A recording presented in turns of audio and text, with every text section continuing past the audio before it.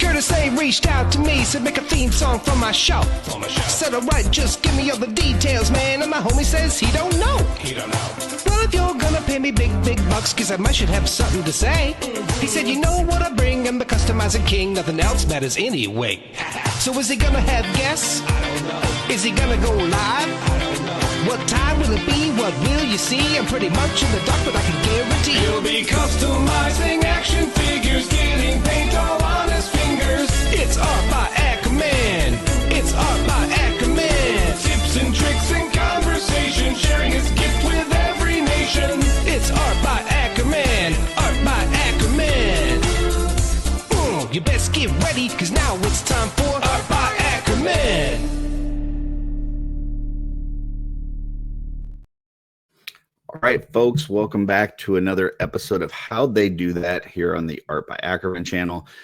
This is a segment where we talk to different artists in the community about how they do what they do. It could be, customs, painting, dio work, photography, drawing, whatever it is. And they don't even know it, but they're sharing all their tips and tricks and everything. They're just giving them away for free, and helping all you folks out there to encourage you to go and create yourself and make some great stuff. So I am very privileged today to have a very awesome artist. If you're watching this, you're probably into Mythic Legions. You probably know him from the box art for Mythic Legions. Maybe you know him back from the old He-Man forum days. Maybe you've seen some other art that he's done for other toy lines and stuff. But he is amazing. He is talented, and he's also just a great dude. And it is my good friend, Nate Baertsch. Nate, how you doing, sir? Howdy. How's it going, Curtis? I am excited for this one, man. I've been looking forward to this. So Nice. You doing good today? I'm doing well. Katie just texted me right in the middle of your intro. She needs the Amazon code. Kids, that's Gotta love it. Gotta love it. I actually just had 2 more move out of the house, so I'm down to 1. It's the first time that Darla and I have outnumbered kids in our house. So yeah, that was us a couple years ago. Yeah. I have 3 kids, and 2 daughters are off at school, and Caleb is the one that's home. And it's a Saturday morning at noon, so of course he's up in bed. Yeah, of course, to be a kid again. I know. So, usually with this segment, I do kind of a deep dive into whoever I'm, talking about, kind of look at all their stuff and try to select things that I think will be, generate some good conversation stuff.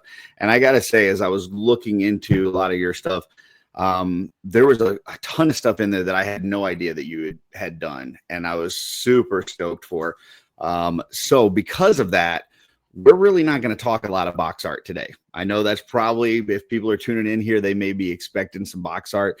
We will get into a little bit of that, but there's a lot of other stuff that I want to touch on just because I was amazed by it. And I will say, for folks out there that are interested in what Nate does with Legions, I would strongly encourage you to put in for intern for a day if you haven't already. It is an amazing experience where you get to go and spend the day at Four Horsemen Studios. They take you to all the different areas. They show you, how they paint the figures, how they sculpt them, how they do the photography, and how they do the box art. And it's just an amazing experience. So highly encourage anybody, whether you collect Legions or not, if you like toys in general, or you like art, or you just like cool people, put in for it, because it's an amazing experience. So It's the best week of the year. Period. End of story. So great. It's so great.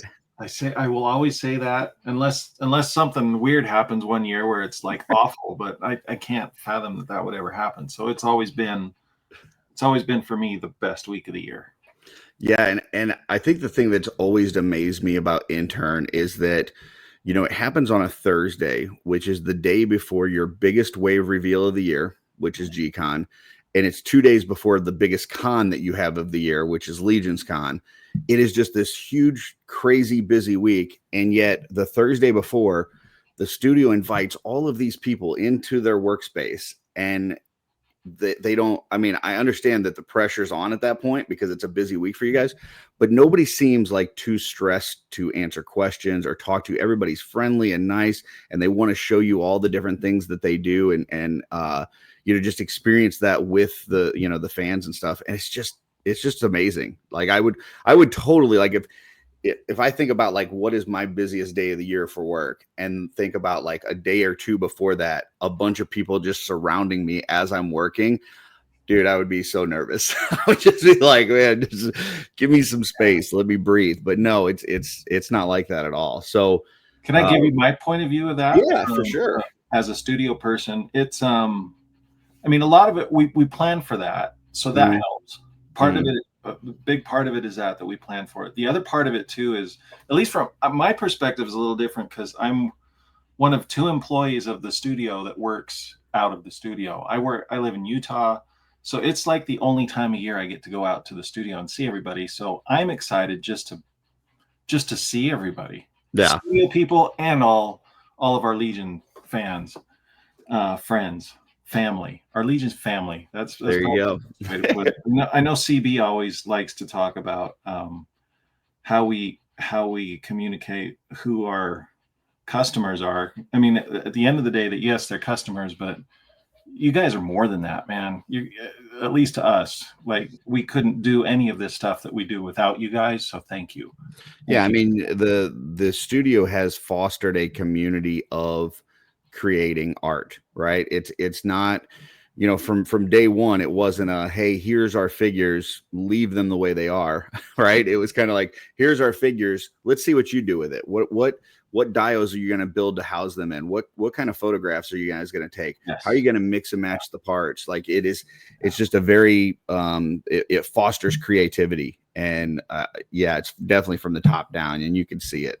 So we love it. And so, yeah, for that week, we do. I love, at least from my perspective, I absolutely love seeing everybody. I turn into a big teddy bear. So if you see me, come up and say hi. I'll probably give you a big fat hug. So if you're not a hugger, just stick your hand out and shake my hand. But if you are a hugger, I'm all arms. Come on in.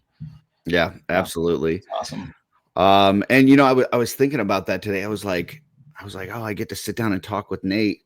And then I was like, wait a minute, I get to talk with Nate like pretty much each year at intern. Like it's just like, if you just sit down and it's just a cool conversation. So, you do have to split your time with Trevor. So that's a little, I don't get as much Nate time as I do some of the other stations, but yeah, you might have to do something about that. We might have to do something about that. All right. So whenever I do this, I put together a slideshow, and I usually pick out one picture that I'm like, I want to use this as the thumbnail. So this is the one I selected for the thumbnail. And as I was going through some of your art, this was one that I thought was super cool. And then I read the little like caption that you had for it, and you had said that it was one of your favorite pieces. So I thought, you know what, this would be a great one to just kind of start with. You've got this kind of longer haired, bearded He-Man standing on top of this mound. And, we've got a couple different versions of this battle armor He-Man here. So, tell me about kind of what was going on in your art life at this time as this is happening, and kind of what your thought was as you're going through this. Sure. This is easier. It was a few years ago. I believe I was full-time freelance, so I hadn't quite joined the studio full-time yet. Mm-hmm. And I was doing a lot of stuff for Mattel, and Mattel was gracious enough to kind of pull me in early on in their Masterverse New Eternia line. Mm-hmm. And then I was surprised at how fast they were getting to a Battle Armor He-Man. Battle Armor He-Man is, if my favorite He-Man character is just the classic He-Man with the harness and Barbarian, guns out, skies out, thighs out, as Mr. Bishotti, Lord Bishotti would say. There you go. Proper respect. Right. So I like the more barbaric aspect for sure. But then I just, as a kid, I had such fond memories of getting the battle armor, both He-Man and Skeletor. Mm-hmm. And they were always favorites. And so to be able to jump into this one, I remember at this point I was working with Roy Juarez. I still work with Roy whenever I do a master's piece. Love that guy. He was I think at this point I was always kind of bringing I know how you feel about Frank Frazetta. I will say that Frank Frazetta has inspired some of my favorite artists that I know. That's maybe the best way to put it. Anyway, he has certainly inspired me. I love his work. Mm-hmm. And so I was already injecting a little bit of that energy, hopefully, into the earlier pieces. And then when it came to this one, I think this was the first one where Roy was like, dude, let's just go full Frazetta on this thing. I don't know if I went full Frazetta or not. I don't know if I accomplished that, but I just remember having those, maybe it's kind of like a mental block of like, do I go to Frazetta or not? And now I'm just like, yeah, just go for it. Just do your thing and have fun with it. So like the big painted planet behind him, as dumb as that planet is in, I loved it. I had so much fun painting that thing. And then for whatever reason, the drawing and everything just kind of came together. This was another one where they didn't have any specifics as to who should be on the box. So I just got to kind of create some generic ghouls to kind of come after him. I did inject the one of Skeletor's newer Skeleton Warrior guys in there, but I do like when regardless of what toy line that you are doing art for on the box stuff, where people will read all the details into it. Is that a figure that's coming? Like we must be getting that figure soon and stuff. And sometimes it's just, you're filling out the page, but it does come to life sometimes too, though. So right. I don't think that Skeleton Warrior had been released yet. I could be wrong. Mm-hmm. It was around that same time. But anyway, the other fun thing that I loved about these was just painting all the metal. Painting metal to make it look convincing in a painting can be challenging, but there are some tips or there's some tricks and things that I've kind of come across over the years that have helped me out. And I just love what it does to a piece. It always brings contrast. You can always have fun with the lighting in it.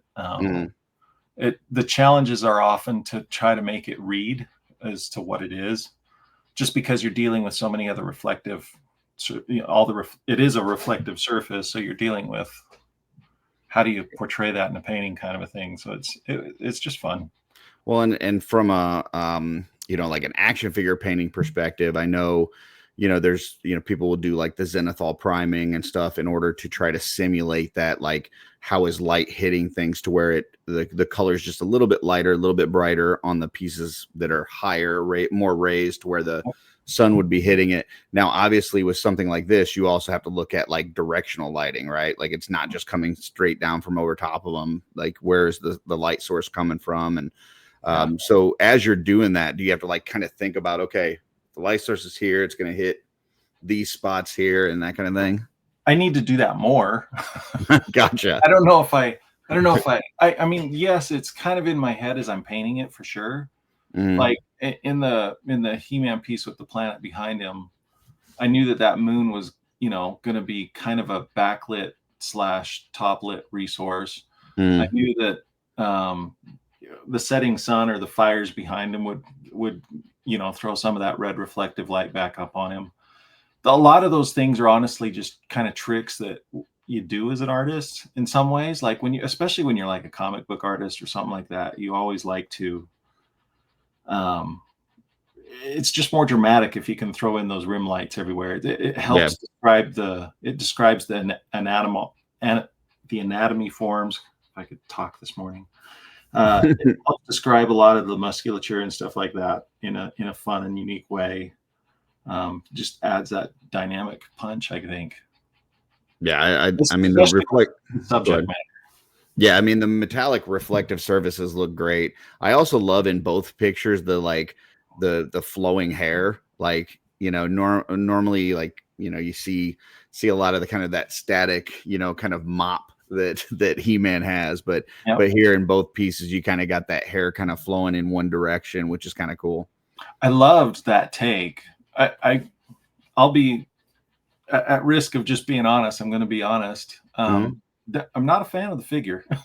Really? Okay.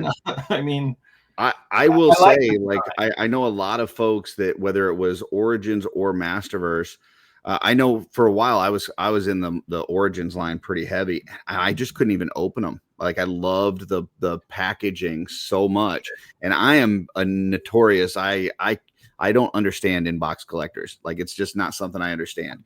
But the packaging for some of this master stuff is just so great that it's like you don't even want to tear it open. Yeah. No, it's the overall figure and the design behind the figure I enjoy. Like I liked it, and I had fun on these paintings. But like a lot of the execution, the way that He-Man's portrait is, I'm not a fan of it. So oftentimes in these paintings, I straight up paint what I wish it would have looked like, kind of a thing. That's cool. And I just go for it, and hopefully, I've gotten away with it so far. They haven't come back and said, no, you need to make it look more like the figure. That does happen sometimes, but it's usually not with the portraiture. So, gotcha. Here's some, and I wore my Zodak shirt for today. Yeah, had to pull up some Cosmic Enforcer ones. So, tell us what we got on this. This was also a fun one. This is the new Eternia Zodak. Can you see the hidden Castle Grayskull in this piece? I didn't even notice it. I still don't notice it as I'm looking. I love it. That's one I always have fun with whenever people pull this. Is it behind him in this one on the right? The one on the right, yeah, up back. Okay. You can see some. It looks like the clouds are making some weird details, and if you look at it, it's Castle. Oh, gotcha. Okay. That's great. That's the reason I did that. This was again early on in New Eternia, and I was just getting little snippets of the New Eternia story of how the castle has kind of disappeared and everybody's searching for it or whatever. Neither here nor there. If it's a Masters of the Universe piece, if I can, I'm going to sneak in Castle Grayskull somewhere. I feel like you have to. I love the little He-Man and Skeletor fighting in the background too, that you don't even quite notice until you just look a little bit closer at it. Yep. Yeah, this is one of those where I very much pulled from or was inspired by the original Zodak card back. The artwork that was done by Errol. I was going to say Errol Flynn, but it's not Errol Flynn. It's Errol McCarthy. Oh my gosh. We'll go with that. I'm having an old man senior brain moment here. Sorry. I know it's Errol. We'll come back to it when we think about it. Maybe. it's Errol. Yeah. All the other Masters fans is like, and you call yourself a fan. Like, how dare you? I know. Sorry, Errol. It's purely old man brain because I've met the guy at but since we didn't know your last name, your first name has gotten several shout outs. So exactly. I think that makes up for it. So hopefully. Here's some more Masters art that I thought was really good. Especially this Too Bad was just like, oh my goodness, that's so awesome. So Too Bad came together nice. Yeah. I genuinely love as much as I like a lot of the action-packed, the big, bold, especially with Masters of the Universe where they're showing off all their great physiques and showing how powerful they are and all that stuff. A lot of times, like when I find myself doodling, I like drawing the portraiture and the heads and because that's and maybe that pulls from when I was a kid and when we were collecting the figures. Really, the only thing that changed from figure to figure was their head and their armor. Yeah, who knows? But whether neither here nor there, it's just one of those where it's nice to kind of take a break, like because you have the two pieces that you have up, very action oriented and telling a story versus more of a static. Like this could be hung up in Snake Mountain somewhere, in the halls of Too Bad. He would have a nice big portrait of himself hanging there. That's I like that idea. Yeah. But the other one with the Snakeman, that's Fangor. This was a fun collaboration between both Axel Jimenez and myself. So he had done all the pencil work and he laid it all out. It was really quite sketchy, I should say, it wasn't his finished pencils, but he was. I guess he's a comic book artist, so it wasn't his loose pencils like where he's finding the forms and laying out the piece. It's right, kind of like his second pass where he goes in and he's actually putting the forms together with some tighter pencil. But I don't know if that would be the phase when he would hand it over to the inker or not. I'm not sure. But anyway, he handed it over to me, and I remember Roy saying, "This is one of those, like I did with the Castle Grayskull piece, of let's paint over top of Axel's pencils." Mm-hmm. And that's always such a fun thing to do, because in a lot of ways for me, it's like sitting down with a coloring book and just having fun. You know what I mean? Yeah. But figuring out where you're gonna put different colors and stuff, and yeah, I get to think more about the color tones and what they're doing versus, you know, trying to figure out the whole composition of everything, making sure that the arms aren't too wonky or whatever. So gotcha. Yeah. Then we've got these I wanted to pull up and kind of talk about. So yeah, tell us a little bit about how this whole thing worked. Like, this was a whole. That is a big deal. Yeah, this is a little bit of a big deal. Yeah, I mean, it made some news, and yeah. you know, I mean, I loved both series. There's some things that I think that they could have done differently, but for the most part, I loved it. And you know, the artwork was amazing throughout. But yeah, tell us a little bit about your work on this and how this came together. This was a dream come true. I think not just for myself, but for also Ted Biaselli, who's the producer at Netflix that got to work on this, because Ted and I go back way back to being friends back in the He-Man.org days, and where we were just, you know, arguing about King Grayskull and what He-Man's lineage really was, and yada yada yada, whatever, you know, stuff that we geeked out about online forums in the 2000s. So he makes it big. He becomes this big, awesome, super executive at Netflix, and he gets to do this show. And bless his heart, as big and as famous as he got, he still remembered little old me. So he was like, "Hey, I want to make sure that Nate Baertsch does the big posters for these shows that we're doing, this animation." That's pretty cool. I mean, it's crazy, because I'm sitting there like, they could hire anybody. They could hire big established. They could throw all kinds of money at this thing and get like the biggest and the best of talent, and they went for me. So I was like, thanks, guys. You know, but well, it's one of those things. I was just having a conversation with somebody yesterday about my gripes with the 87 Masters movie, and you know, I love it for what it is at this point in my life. But you know, at one point, William Stout did an interview where he was talking about how Mattel wanted him to make the characters look like the toys, and he said that he didn't want them to look like the toys because the toys look goofy. And when I hear him say that, it like breaks my heart, right? It's like, why are you doing this if you don't have a love for this? Like, if you don't respect the source material, if you don't love it, why are you doing it? And so I think that, you know, in today's media, whether it's TV, movies, comic books, whatever, you know, sometimes you get people that are very talented to fill a job, but they don't have a connection to the material. And it comes through. I think you can see it. And when somebody cares about it, there's just a different element that's brought to it, regardless of, you know, who's the most talented to do a poster or whatever. You know, there's something that comes out in the love for the property. And you can definitely see that in this. Yeah, I hope so. Thank you. The I see exactly what you're saying. And that is certainly something that more and more properties are doing today, which I'm grateful for. I do. You talk around town and you find out that, you know, such and such artist is working on such and such project, and it's like, that's appropriate. That's awesome. There's a lot of positive energy behind that, and it's for all those reasons that you just listed. It's like, yeah. So what I bring to this is just it's. I had to pinch myself over and over as I was working on these, and make no mistake. I mean, these took quite a while to do. Yeah. So I was working many nights, some all-nighters on these, just to get them done.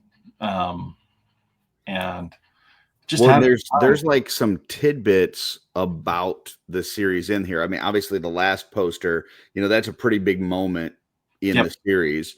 So like, are they giving you the information about everything that's going on? Like because I don't know, by the time you're doing this, are these things already like in the can ready to go, or are they still in the writing phase, or where are they at with this as they're having you? Yeah, they were in production. So Powerhouse Animation was in full production while I was working on these posters, and they were awesome. Like, the artists over there and the guys at Powerhouse were just amazing at, like, if I needed a model or a turn on any given character, they would they would quickly send it over. The first one there, that one probably took the most. I mean, a lot of that came straight from me in the sense that one of the things I always loved about Masters Universe was just the versus aspect. Like for every Tila, you had Evelyn. For every Battle Cat, you had Panther. For that kind of a thing. And so I remember playing that up. I also was very heavily inspired by William George's posters that he would release each year back in the original line. In fact, out behind me there is the 1984 poster.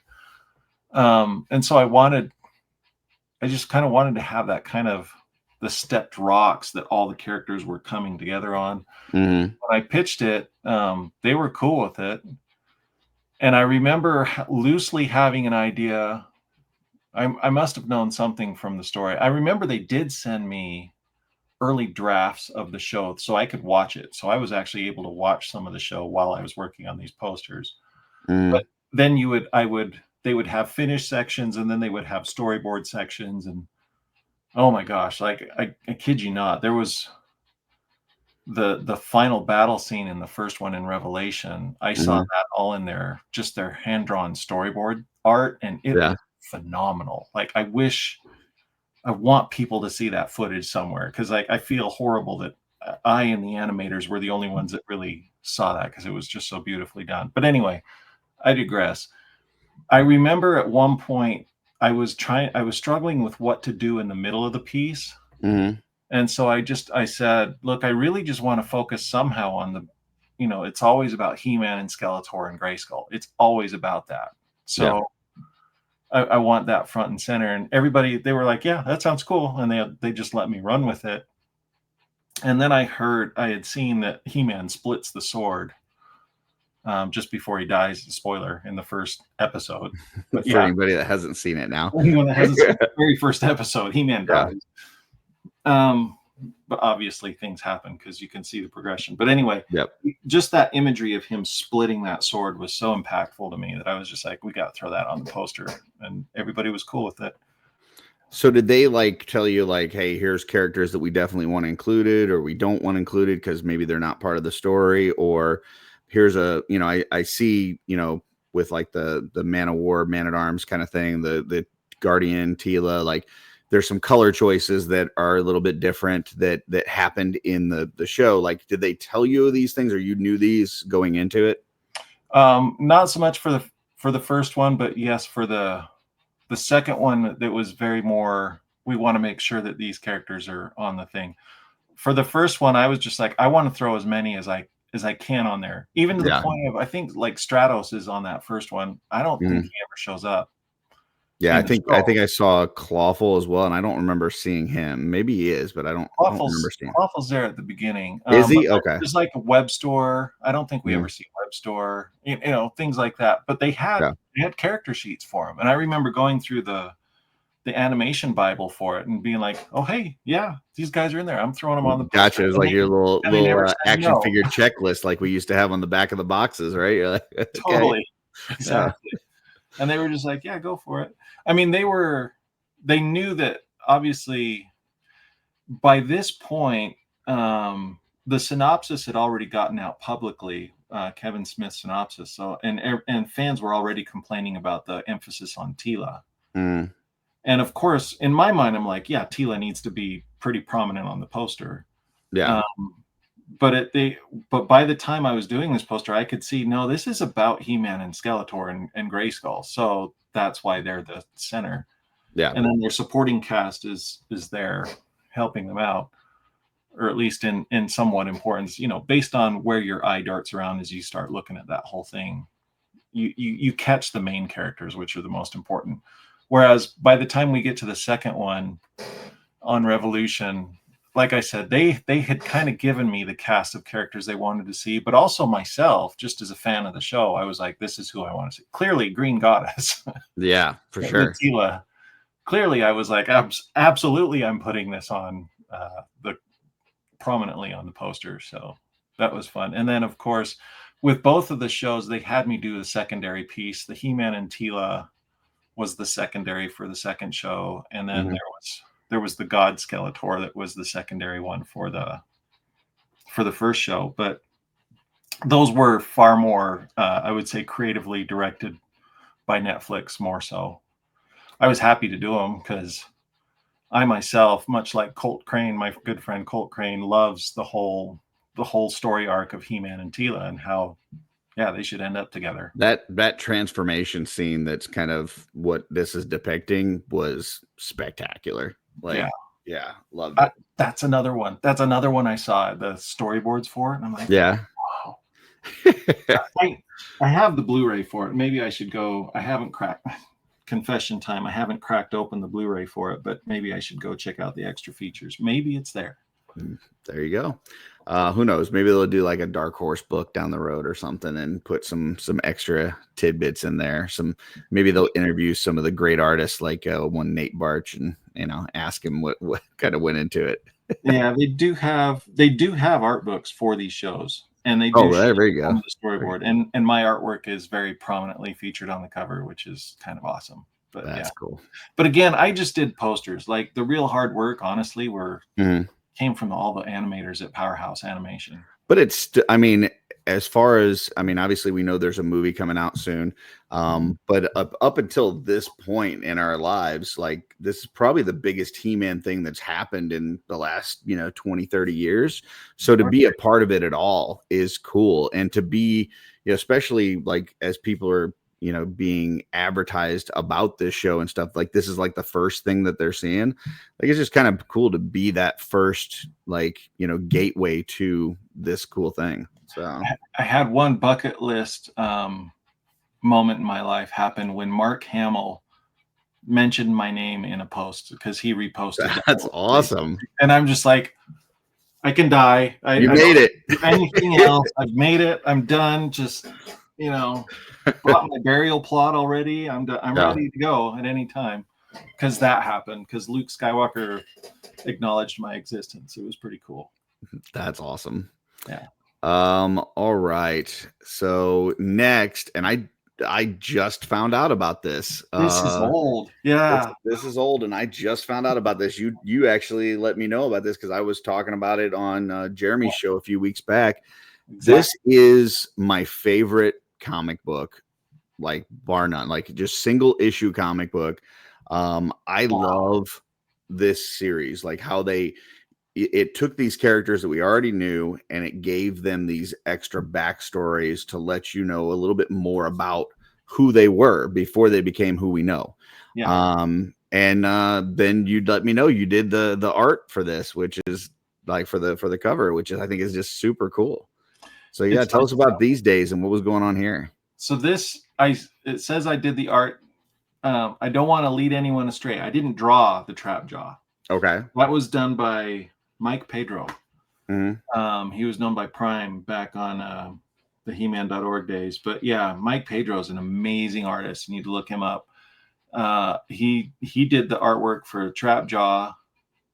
And those are his type pencils, I believe, and then gave it to me and I colored it. And this was some of the early stuff. Like every once in a while in shows or conventions or whatnot, if I'm interviewed, I talk about my early days at MV Creations. Mm-hmm. This was one of those pieces.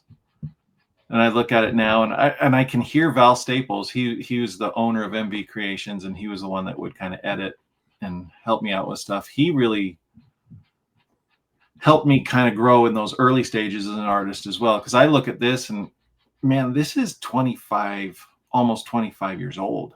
Mm. Maybe not quite that old. Maybe 23 or 24. Either way, we're well into this. It was early 2000s because it was right around the time of MYP and stuff. Yeah, and this cover can now vote for for sure. Yeah. Well, and then Kirkman was involved in this, which then he goes on to do the whole Walking Dead thing and becomes like, this huge guy. But at the time that he's doing this, I don't think that he's like super known, while he's doing this thing. And so did you have any interactions with him as you're going through this? I didn't. I worked largely through Val. Gotcha. And Val and Robert are very good friends. Oh, okay. I'm sure they still are, but yeah, no, Val and Robert go back just as far, which is really cool. Well, very and cool yeah, project. all I did was color work on the cover, and I look at that now and I think, man, it's so desaturated and boring. Hey man, it pulled me in for Done. sure. It gets Yeah. the job done. Yeah. Yeah, it pulled me in. I love these, man. They're the best. And the trap jaw one's definitely my favorite. Like him getting his jaw shattered, like that moment with him and Skeletor, and he gets his jaw shattered and his arm torn off, and I'm like, this is the coolest thing I've ever seen in my life. For sure. I wish this could have continued, because these were some of my favorite little stories of the time that came out of that era, was just that focus on the back history. That's honestly something I really enjoyed about the MYP cartoon, was how I remember thinking Mechanic was never really a favorite of mine. Mm-hmm. But I remember, if I remember right, you could see the title of the show before it was going to air. So I remember when we were all kibitzing about it online, we were seeing, the Lament of Mechanic or something like that. Yeah. It's the name of the show. And we're like, I'm thinking in my head, that's going to be pretty boring. I'm not really into Mechanic, but I'll watch it anyway, because that's what you do with He-Man cartoons. So I sit down and I watch it, and I'm just like, I was floored with Count Marzo and all of his beasts and stuff. And I was like, that was a solid episode. And it was just a great focus on Mechanic and his insecurities and how he really is a warrior and all this. It was such good storytelling, because it took time to focus on the characters. Yeah. And that's something I'll always and forever appreciate about the 2000X He-Man line in general. Like, I mean, I still have statues of them sitting up behind me, because it came from the top again. Back when it was Four Horsemen Studios, they were giving every character their own sculpts. Mm-hmm. It's like they literally threw away, you don't have to reuse parts. They still ended up reusing parts, but per character, they really did a good job of saying, this character looks like this, and it's completely him. And it was really, really focused on that. And it followed through in the show, and it followed through here in the comics. And these comics specifically, I think, did such a great job. And I wish that we could have done more. Yeah, it just added a lot to the backstory and stuff. I think as far as the MYP goes, like, I think the best one they did was the Stinkor, like where you see like how he becomes Stinkor, and that if you took that episode of MYP and made it an Icons of Evil comic, but like it feels like it would fit right in. Like it's same kind of feeling to it. So there was a lot of love for the character of all the characters at that time. Absolutely. So I'm not saying that that's not there today, but it was fun that for whatever reason in that time frame, we were able to just focus on that, and the fans supported it. Yeah, and I there's something to be said for new stories being told too. But I like when you get a little background, like the previous, like where were they before they became this? Like Trapjaw, like for instance with this one, like he's just such a unique character. Like he's got these arm attachments, he's got this metal jaw. Like how does somebody become this, right? Like what happened? And to get that backstory that we didn't have as kids, it's like I don't know, it's just really cool. So it was a lot of fun. How does a character start to stink? Like what happened there? Why is he stinky? How did he go from an Ewok to the monster that he is now? Yeah, that all makes sense. So as I was digging into your stuff, I started to find some stuff that like I said, I didn't know existed. I didn't know that you had a part in, and a lot of it relates to figures. And I started seeing stuff like this. So this is impressive. Like it is just, if I didn't know anything about the toy and I just saw this, I would say, this is really cool looking. I love this. They need to make this. And then they did. And they did. Yep. Yeah.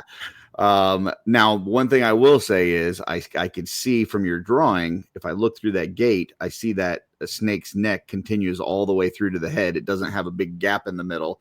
Yeah. Like we get in the toy.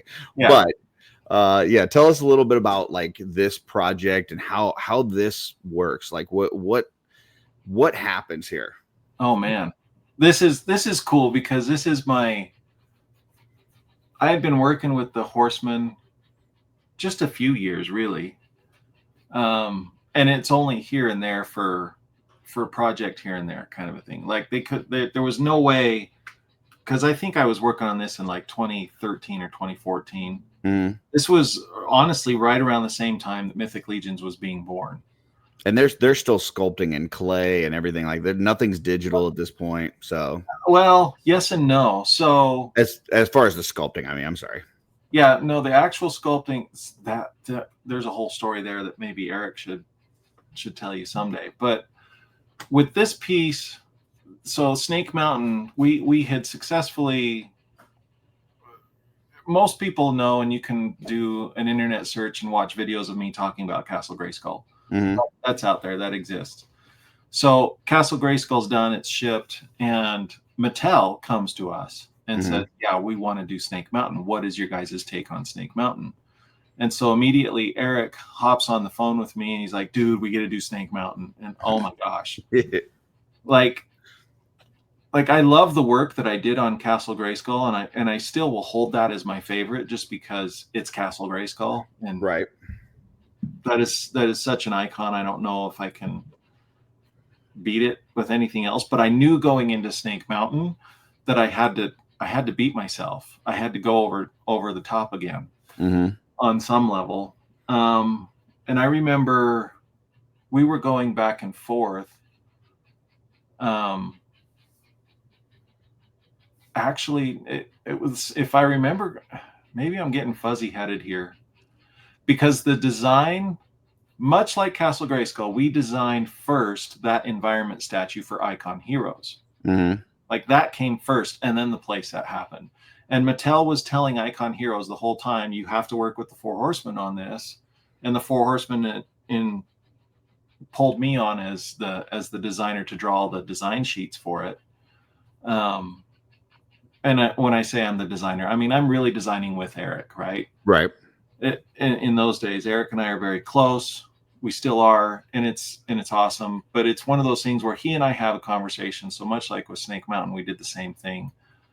But this drawing is for the playset for Mattel. So we had already designed the statue for Icon Heroes, and now how do we translate that into a toy? And I remember this particular piece was important because Eric and I, one of the things that he and I both loved about the old playset was more the exterior, more so than the interior.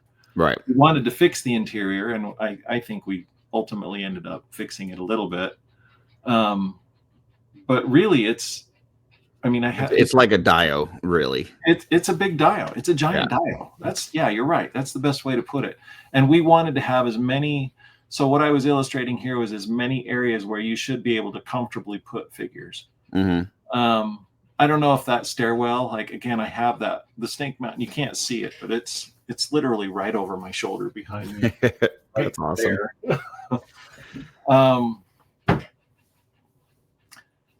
Most of those platforms, there's not a problem of putting a figure there. I wish we could have worked out the stairs a little bit better, but it's challenging. The whole thing was a challenge. Right. But really, at the end of the day, though, we wanted it to be a dio that people could just have a ball with, and that's what it is. And thankfully, when Mattel was like washing their hands of classics and they're done, thankfully, Super7 was big enough to say, "Hey, we're going to do it." Well, I think they Mattel at some point had teased it. I think at some point is what I heard, because I didn't know anything about classics until it was right at the end when Mattel's giving it up and Super7's taking it over. And I heard a bunch of people say, well, when are they going to make the Snake Mountain? And they would say, well, we saw these images and that was like when Brian Flynn would do interviews, people would pepper him like, are you guys ever going to get to the Snake Mountain? Like, we've got the Castle Grayskull, but everybody wants the Snake Mountain. He would just say, like, we're definitely talking about it. It would be a huge undertaking. How much is it going to cost? How do you ship it? Like, there's a lot of things involved and stuff, but people knew about it. It wasn't like it was like this thing that might happen. It was like, the design is there. It's just, will you make it kind of thing. Yeah. The fun part was, that was a crazy time too, because Joe Amaro had sculpted the mountain for us. He had basically done it. He had done that first prototype that we had done for Mattel. And then that's when everything started to go south after they showed the prototype, or for whatever reason I don't know all the particulars. Jim or CB or Eric would probably be maybe better guys to ask, but really it would be people at Mattel that could truly speak to it. Regardless, they showed it and it never happened at Mattel. And I remember sitting at Comic-Con, this was 2017. Is that right? Probably. Thereabouts. Yeah. No, because I think it came out in like 2019. Yeah. I remember Brian. I happened to be at San Diego Comic-Con. It was one of the last years that the Horsemen were at Comic-Con until this coming week. The Horsemen are going to be back at Comic-Con. But regardless, that was prior to the big break. And I remember Brian Flynn coming up and talking to the Horsemen and talking shop essentially about Snake Mountain. All those questions that you bring up, it's like, what can we do? How can we do this? How much work would it take on your end? And I remember talking with Eric, because both he and I were not 100%. Like, we love Joe. Mm-hmm. He had sculpted a lot of it digitally, and then he had sculpted some of it in clay. And you'd have to pull up like comparison photos of what Mattel showed and then what the Snake Mountain ended up being. Yeah. Because Eric was just like, this gives us an opportunity for Eric to then touch it. Mm-hmm. And he went in on that old prototype. They fixed some of the sizing issues, and then he got to really add his touch to a lot of the monster faces that you see in the stonework and all that kind of stuff. I mean, when I look at this art from you, and then I look at the actual like set, other than that snake neck thing that just bothers the heck out of me, the rest of it looks pretty spot on. Like, yeah. It looks like they pretty much took this image and just made it a thing. Yeah. And I did this drawing so fast. Yeah. So where I really spent my time was on the main design drawing, where it shows like a good clean shot of the front and then a good clean shot of the back. But this one we very much wanted it was mainly for me and Eric. We were just like, let's show off, like, concept kind of thing. Yeah, like, how do we show all the different platforms and where figures can stand, and what features we want to make sure are there versus things we don't want to skip on, and that kind of a thing. Very cool. Well, and it was fun too, because it was very much a blend of the Filmation Snake Mountain and the playset. Like, this was definitely one of those where we kind of homogenized them a little bit. Maybe homogenize is not the right word, but yeah, you merged them together. So yeah. So then kind of moving from that into like this type of stuff. So like these sheets, and what do you call these, character sheets? Is that what they're called? Design sheets. Some people call them B sheets. I don't know what the B stands for. I didn't even know this stuff existed. Like, this is like, we were talking earlier about kind of some of the behind the scenes stuff with the Netflix, stuff like that. Like, this stuff I didn't know existed either. Like, this is stuff that I think is just truly amazing. And in, some sort of book, if they were to put it out, I just think this is so cool. And then to know these characters and see the figures that actually came out and how closely they look like the actual drawings and stuff here. It's pretty awesome. Yeah, these are fun. Honestly, these are some of my favorite jobs that I get from the guys.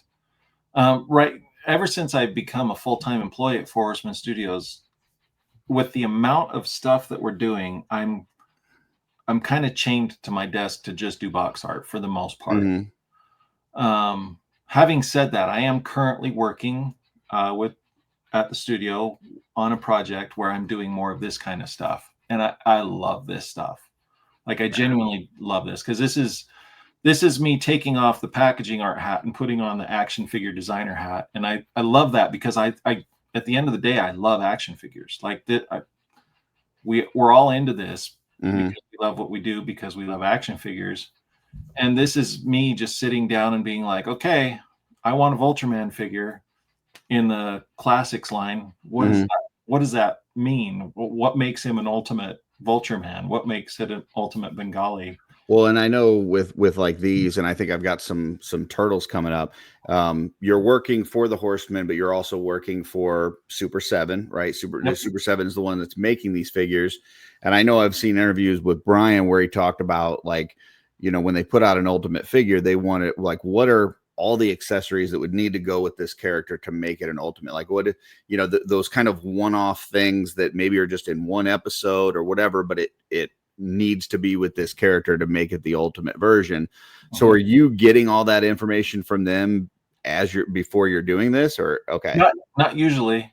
Gotcha. No, with Super7 back then, they really trusted us to just come up with what the figure should be. Like they put a lot of trust in the sculpture work that the Horsemen do.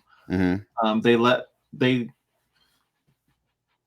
once in a while I would submit a design sheet and they'd be like, well, we can't do that one, maybe pull that, or maybe add a few other things here and there. But that was really rare. For the most part, it was just give us what you got, and it was one-stop shopping, and we did it all, and then boom, the figure's in your hand, and it's pretty cool.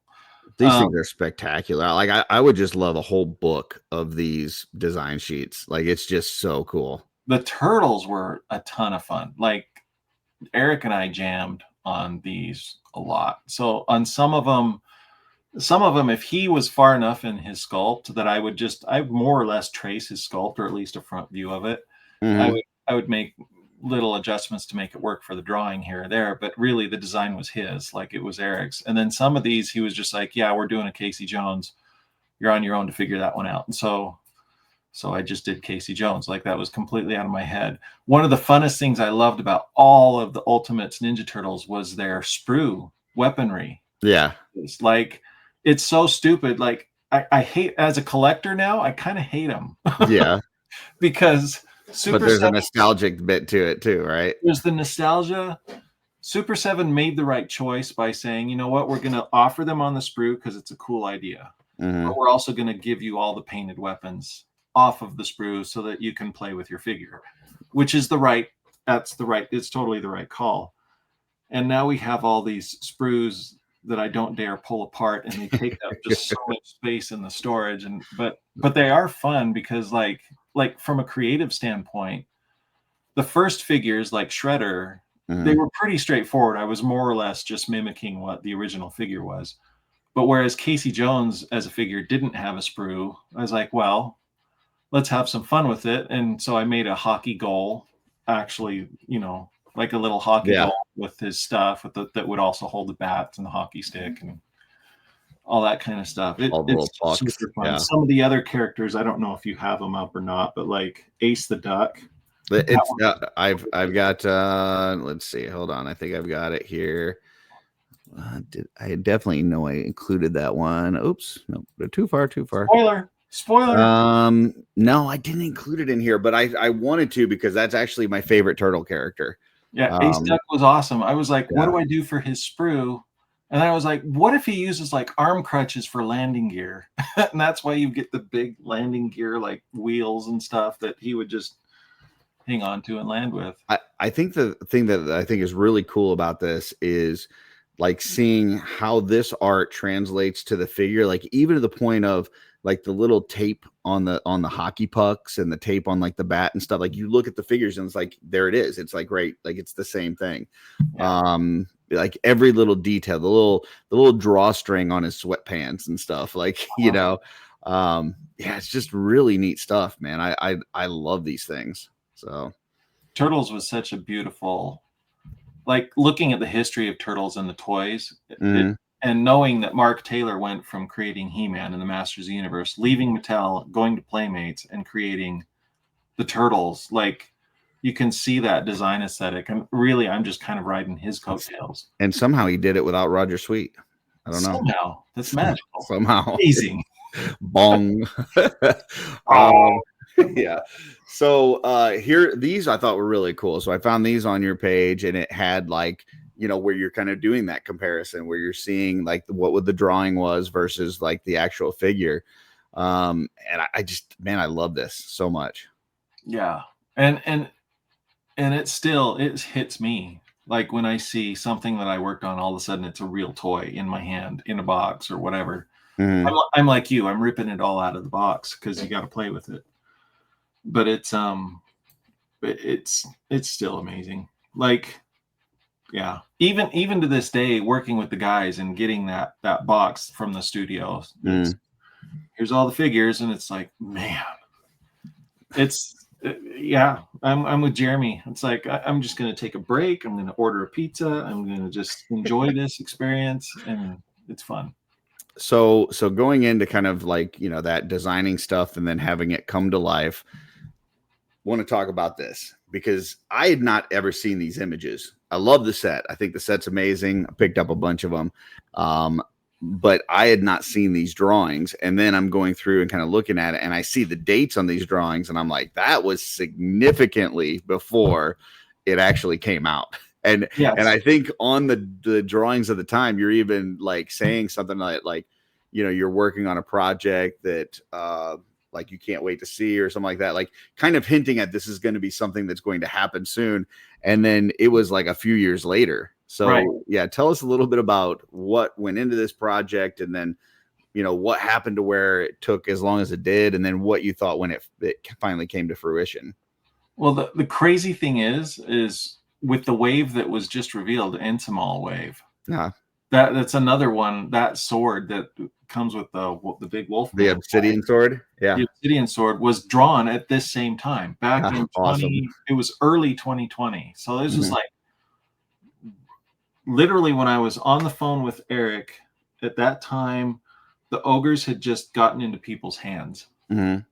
And everybody's loving the ogres. Everybody's talking about them. And Eric was he's on the phone with me and saying, hey, can you do we're playing with the idea of doing like an accessory pack type thing to kind of boost the ogres and the half giants a little bit. And so I just took it upon myself and did a handful of weapons, a handful of pieces of armor, a handful of things where it was crazy because this was probably the first time. Well, it's not the first time. I guess the first time I got to design something for Mythic Legions was back with the troll. The forest troll, his big mace thing, his head, allowed me to do just a little bit of design work, and it was just for the weaponry. And then this was the first time that Eric was like, yeah, knock yourself out if you want to do a head or, horns or, things that could plug in to kind of enhance the ogres a little and push them a little further. It was interesting because that was back in 2020, this is 5 years ago. And we're still, as a company, like kicking out stuff now that's finally coming out now that's like pushing that size even further. Yeah. Anyway, so I had basically created, I have to be careful because I don't know how much I can say or should say. But needless to say, well, I'll just say this. And I think I've said as much in turn. I don't think I'm spoiling anything major. Everything that you saw for the noble Baertsch, as he's called, I didn't name him that, but I'm not going to. It's known at this point. Yeah. It's kind of known now. Yeah. I did that set. There are a few things that were not used. And then there was a whole other set that I had drawn up designs for that was more ogre-ish. And that obsidian blade that you see with the wolf is just one of the things that, like, there's a whole, for everything that you saw for the noble Baertsch, there could be enough for even another figure or more.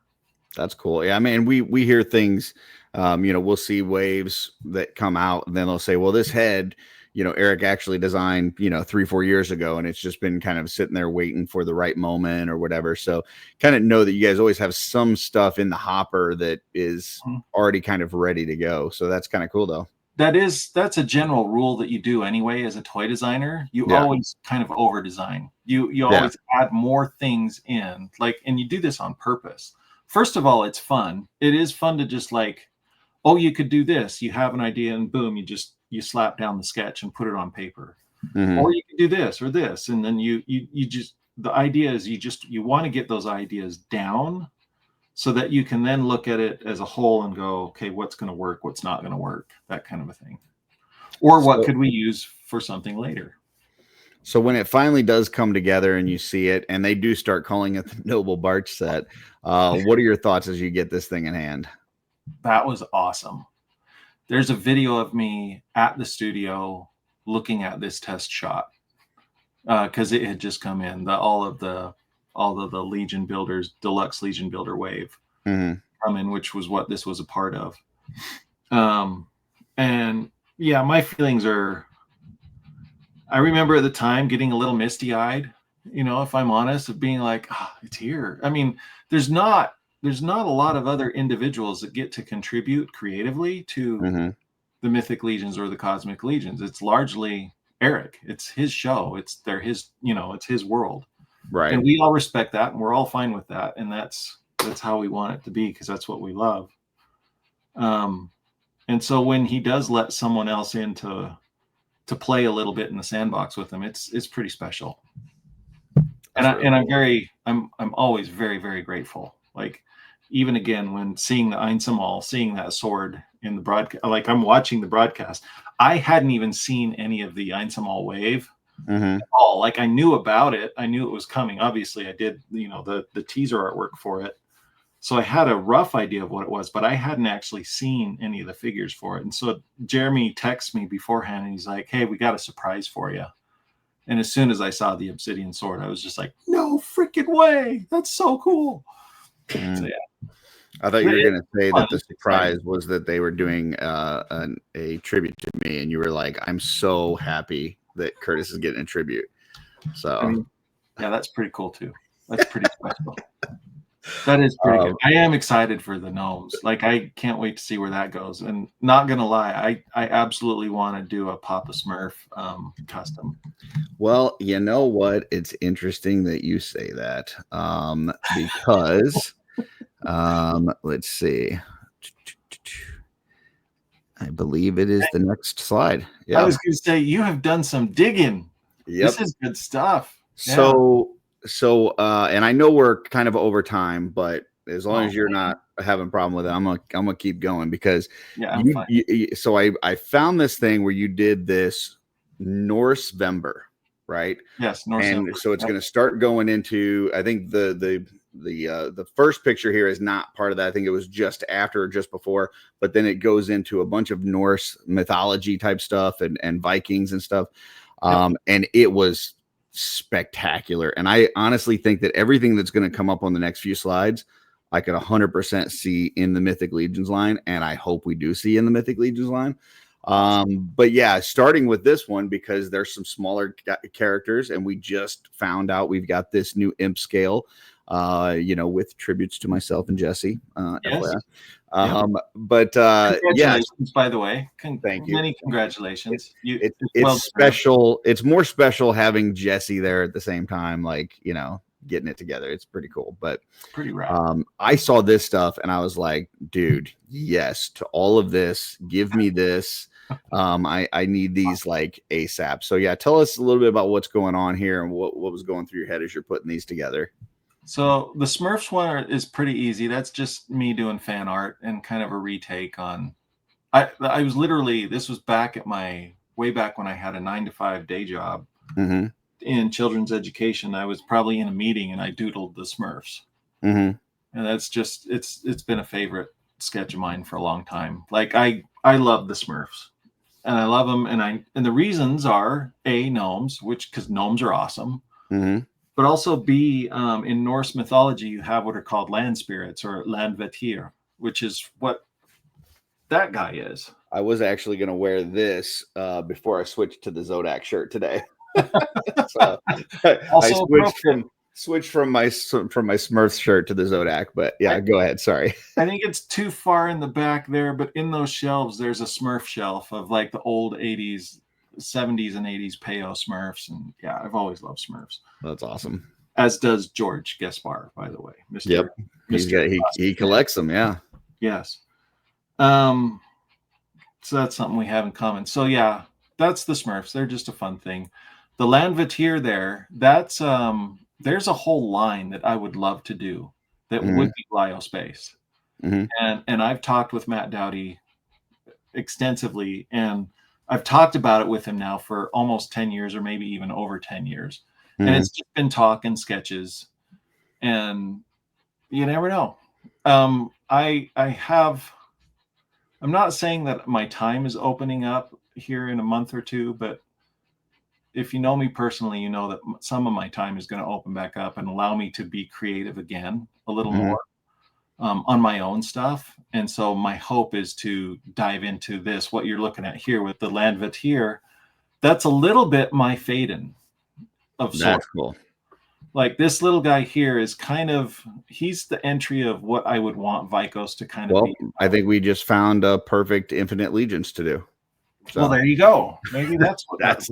I tell you what, seeing this on that new Imp scale body, like seeing this character, I think people would lose their minds. Like it is so freaking cool. Yeah. So, he's for this particular sketch, this was Mythic Legions was already a thing. And in my brain, I was thinking this guy would be something Glyos related. We could still do him in Glyos, and I think he would still fit in because I see him being a little bit smaller than a gnome, even like he's like a little land spirit that would be hiding. They hide in the rocks, they hide in the plants. They work with all the small critters and whatnot in Norse mythology. They have a lot of different roles, and this guy is. I keep coming back to this guy. He's almost like a young Yoda. Like a lot of times I think in my head of like, man, I would love to see, and it'll never happen, but I would love to see, like, imagine back when the original trilogy was being made, if they had decided to do some weird little offshoot of like, let's look at Yoda when he was, and they kind of did that with Grogu, modern Disney and Mandalorian and all that stuff, which is cool. Don't get me wrong. I'm not slamming that. I love that stuff. Most of it. Maybe not all of it. But anyway, but if you go back and think of like, how would have George Lucas handled a young Yoda? Not necessarily a TV series, but like maybe just a kind of like the old Ewok specials where it was just like, here's a little hour show for ABC and off they go. That would be cool. So that's always stuck in my head. And with Norse Ember, that's a lot of these designs are pointing to that. So then we've got these, and I will say I feel like I see some of this element already kind of occurring within Mythic Legions. But yeah, tell us a little bit about what we got going on here. Well, I mean, full disclosure, that first one is straight up, even though that was done for Norse Ember, that is straight up. That's the noble Baertsch. That's just him with wings on instead of moose antlers. But I mean, that's basically what it was. It was just a doodle. The middle one is a witch. It's a Norse witch. The name is escaping me right now because again, I'm having old man brain again. But they're essentially like the mystics of the Viking lore, and they're crazy, and I don't think anyone would want to mess with them. And then you have just a shield maiden. Every once in a while, I get brave, and I step away from when I'm in a sketchbook, and I love the pencil's relationship with a paper. Like I love what happens there, especially in sketchy stuff like those first two. But every once in a while, I have a good friend of mine, Jake Parker, who got me to try Inktober once, and because I bought brush pens, now I like to flirt with brush pens once in a while. So that's what the Shield Maiden is. Well, I would love to see you do another Norse Vember in 2025. I would be tuning in every single day to see what you might create. So maybe it's time it comes back. Yeah, it's been a few years. I've been on hiatus a few years. It maybe needs to come back. And then we've got these. Once again, like you talk about the Horrors of Isomal, like these ones on the left here, I could definitely have seen that just kind of fit into that wave. Yeah, those two on the left are honestly my idea of like, what does a frost giant female look like? What would that be? They're just explorations, essentially. You can see that there's shared parts on them. You can definitely, with both of these, the Valkyrie and the female frost giant, or would they be frost giants? I don't know if I saw them as giants. No, they'd be frost giants for sure. Because in Norse mythology, Loki kind of ends up with a female frost giant. But yeah, the idea here was I want to see these as action figures. Vikos would be all about the creatures of Norse mythology. Like I would still, obviously with Valkyries, and I've done drawings of just like normal human Viking soldiers. I think you kind of have to have those. Right. But the place where I would have the most fun and exploration would be for sure with the various monsters of that old Norse mythology world. Is Very it cool. is it Norse mythology, or is it just the religion? I mean, it was our religion, right? Yeah. I mean, Those of us of Viking descent, it's like, yeah, it depends on how you look at it. why So, are we calling it mythology? That's, I yeah. don't see ice giants today, so Odin did his job. Well, and then I wanted to bring up this one, especially this one on the right, because I felt like, and I think you called this like a an ice giant or something. Mhm. And I looked at this and I go, man, like something about the way those horns are coming and stuff like this feels very ice troll to me. And I don't know if any of this was maybe pulled into that or whatever, but it really feels like it ties into the ice troll. I'd have to look at the date on this one, because I mean, I saw the ice troll before anyone else, because I saw him at the studio. Mm-hmm. I remember holding the head and being like, why does he have two sets of nostrils? And then Eric kindly reminded me of what one of my other favorite properties of a creature that has two nostrils like that. I'm like, oh, duh. Okay, Yeah. now I see it. So I can't remember if I had done this before that trip or after. I think it was after. I want to say that I still had maybe a little bit of Eric's ice troll in my mind when I did this one. Gotcha. It was lingering around in your brain. Maybe. And if I didn't, then that's just happenstance. But yeah. And then the one on the left. The one on the left is just a straight up shield maiden. Trevor and I have a lot of commonality in our both of us love a good, strong female warrior. Like we love powerful women.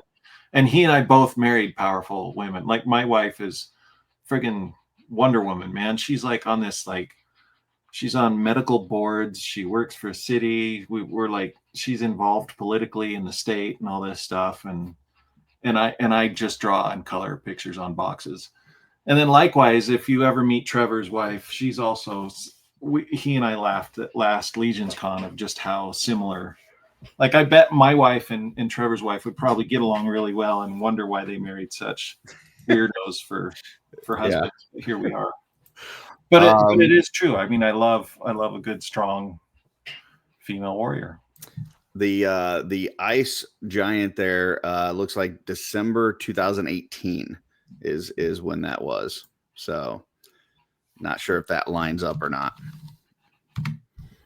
But I don't think it does. That might predate when I saw Eric's ice troll. And then wait, when was the troll released? Because I did the ice troll on the box art. I'm not sure because it was before I got into the line. Yeah. So I'm thinking, no, I think I still had seen the ice troll beforehand. But I did want to pull up this thing because you kind of mentioned it. And this is a version of a young Yoda. There you go. So yep. Yeah.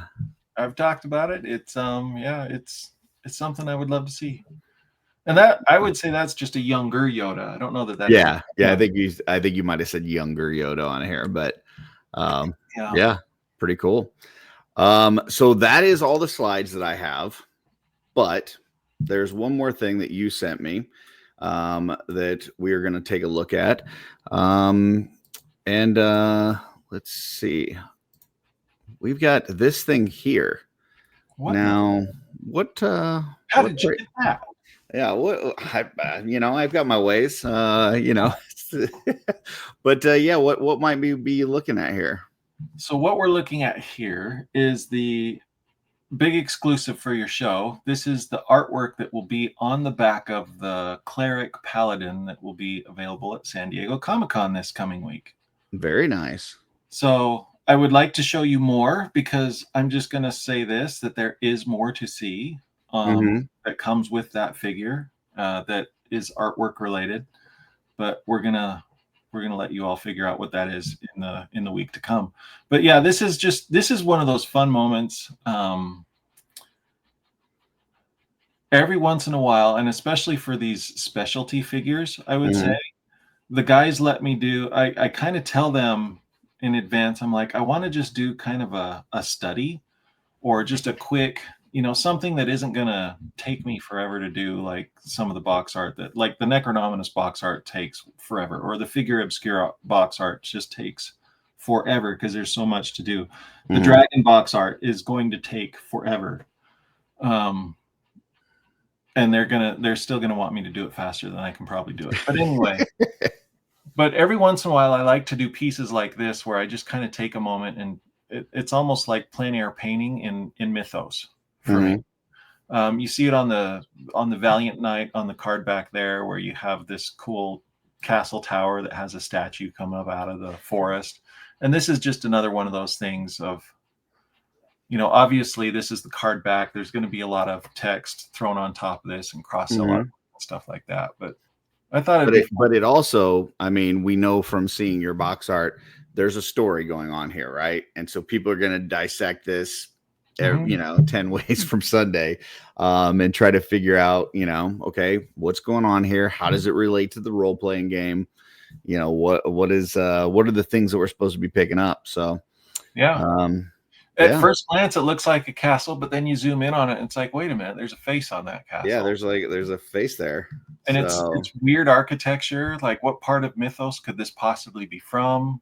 And if I'm honest with you, I don't even know if I know. Like, there you go. Painted it, but I'm sure there you Jeremy go, folks. So don't go hitting up Nate asking him a bunch of questions, because he's probably just doesn't know. So Jeremy will probably figure all of that out and then let us know. But if you want to see more of this box art, this is dropping on Monday, the 21st, and this upcoming weekend at San Diego Comic-Con, it'll be available in the packaging for the Paladin / Cleric. That is the exclusive there. So, if you haven't already booked your tickets, you got a few days. You better get there. You can. There's always a way. Yeah, for sure. There's always way more people that end up at San Diego than I think they plan for. I swear that happens every year. Absolutely. Well, I know we went, considerably over what I told you, but I appreciate taking this stroll down memory lane and kind of dissecting some of this stuff. Those design sheets, I think, are just the coolest thing I've ever seen. And when I saw those last night, I was like, man, that's what we're going to spend our time on. So that makes me happy, because honestly, there's a lot of fun that gets put into those design sheets. Like, for me personally, as an artist, I have a ton of fun with those.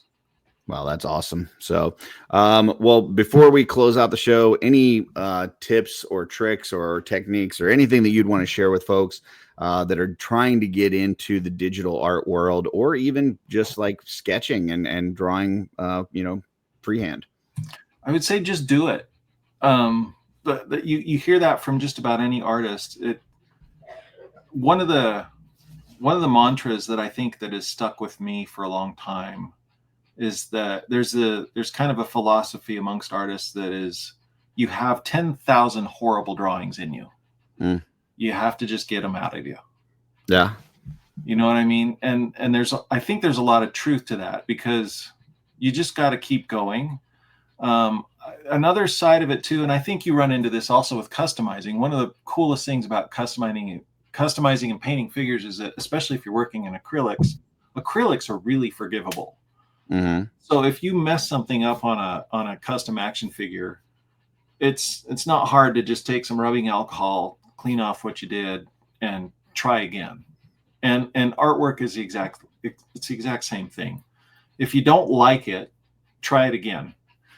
You can watch we also live in a day of YouTube videos of what you get to watch artists. This is something that I never had when I was trying to learn how to draw, that I wish I could have had. And you see this in there are a lot of younger artists coming up today that are far better than any of us were at that same age, largely because they can sit down with a professional artist that posts a video of what their process is. So watch those videos. Like, by all means, put some time in and just watch. YouTube Academy. Exactly. It's YouTube Academy. It's your Facebook feed. The algorithm will figure out, hey, oh, you like to watch people paint? Great. We're just going to show you how people paint for the rest of your feed.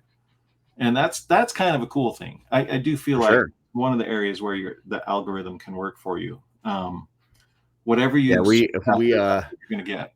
you know, I do this show, the Shooting the Shelf with Jesse on Sunday nights, and the first part of the show, we do this thing called shelf selections, where we just pick out, you know, 4 or 5 photos each that inspired us throughout the week, and it's usually, you know, toy photography or some customs or whatever. And then we follow those people, and we encourage other people to follow those people, because then it, you know, like you're saying, it trains the algorithm. It gets it tells them, hey, this is the kind of stuff we want to see. Don't give us that other garbage. Yep. So yeah. Yep. Got to trick the just system. Yeah, exactly. And the biggest thing is you have to put in the work. You have to do it. Yep. You have to, if you're passionate about it, it'll come to you. And then when you get something that's awesome and you're proud of it, throw it out there. Be brave about it. You know what I mean? Yeah. It's not going to resonate with everybody, and that's okay. But it's going to resonate with other people. Yeah. And in time, it will get seen. I mean, half of the jobs. The only reason I got a job with Envy Creations and Val doing that early comic stuff was because I did some dumb thumbnails of characters for Masters of the Universe, threw it in the fan art forum. Yeah. And all of a sudden the guy puts eyes on it and he's like, hey, do you want an actual crack at this? And he gave me my shot. And then you try not to suck the rest of the time. There you go. And just like CB always says, that's all any of us are doing. We're just trying not to suck. Well, Nate, I really appreciate you sitting down and making time for me today. I think that people will find this very valuable and insightful. And man, it was just really cool. So thank you for making the time. Thanks, Curtis. It was awesome. It was a pleasure going down memory lane with you. Absolutely. I'm going to put you backstage. If you've got to run, I totally understand, because I've kept you way too long. But if not, hang out and I'll be right back with you. Sounds good. Thanks. Appreciate it. Well, folks, that is another episode of How'd They Do That. For more of Nate's art, you can check out Nate Baertsch Art on Instagram. There's also an amazing Facebook page, which I just found out, which is Nate Baertsch Design on Facebook. I didn't even know existed till this week. So definitely give that a follow, because there's some awesome stuff, especially if you go back in the Wayback Machine. You'll see all these things you didn't even know existed. So but keep takeaways that I'm gonna say for today. He said, make sure you're practicing and persistence, right? Like those are the two. Like if you just keep practicing, you just keep putting it out there, putting your stuff, making it available, you'll get better, and it'll become, a lot of the stuff like he was talking about, the coloring on the armor and stuff and the lighting, some of it just becomes second nature. Like you just do it without even thinking about doing it. So hope this helped you guys. If it did, and maybe you do Northvember this year and you do some sketches, or maybe you start drawing again for the first time, or do some digital art, make sure you tag Nate, tag myself, because we'd love to see what you come up with. And until next time, keep creating.